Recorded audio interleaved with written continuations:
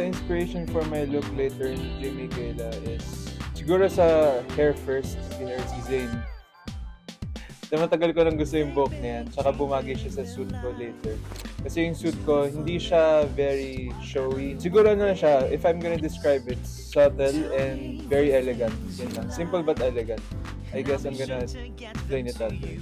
I chose Arte Manila to prepare for my event because yung unang visit ko dito, natuwa ako and na-comfort. Komportable lang ako dito habang complete yung services, magaling yung hairdresser, yung nagugupit sa akin, yung nagne-nails. Ayun, sobrang komportable ako dito and natutuwa ako kasi very accommodating din yung mga tao. So I chose this para at least bago ako mag-gala, kahit nagpe-prepare ako, relax pa din.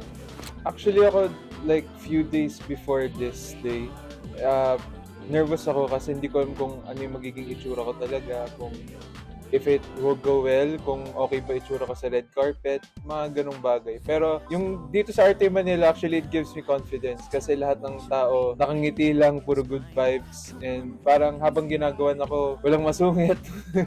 Ayun, parang binibigyan niya rin ako ng confidence kasi dito na pati yung compliments pa rin, yung small compliments, syempre nakatulong sa confidence ko yan. So, very thankful ako dito. That's why I chose this, Arte Manila. I am now ready for the GMA Gala thanks to Arte Manila. Thank you so much for helping me prepare and feel good and look good for the event. See you again soon.